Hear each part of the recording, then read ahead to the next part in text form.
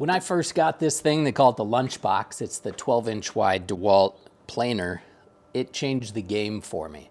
But I quickly realized that there's some maintenance that has to be done every so often to make sure it's running smoothly. The first thing that I came across was boards became really tough to push through, and they would just stall out halfway when the machine and the rollers were trying to feed it through.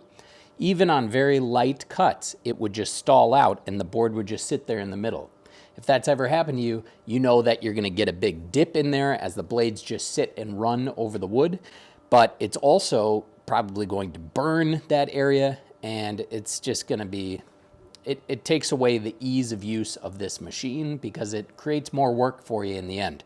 So what I realized was the rubber wheels underneath need to be cleaned, and the best way to do that is with some rubbing alcohol. And the base of the machine, the sled underneath, needs to be waxed, and that will create a slippery base for you to feed the wood through. But then it will, cleaning the wheels will make them grippier. It will kind of make them tacky again, and that will grip the board, pushing it through. Less friction underneath, more friction on top, if that makes sense.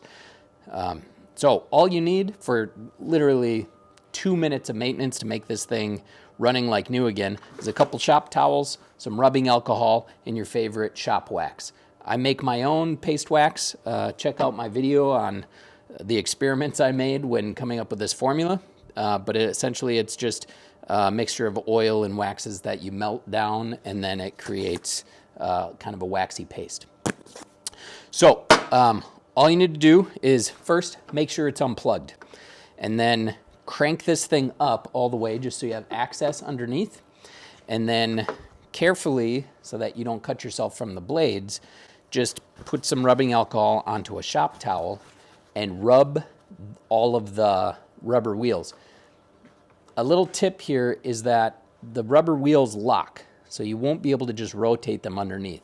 You actually have to access what you can and then plug it in, turn it on quickly, turn it off, unplug it, and hope that it is exposed to a different area of those wheels to then rub it off again. So a little bit of monkey business, but that's how you get the wheels to rotate. Otherwise, they're locked under there. And then for waxing the base, just buff on some paste wax and then buff it off. And that's all you need. So I'm going to get started cleaning my machine, but hope that helps, and see you in the shop.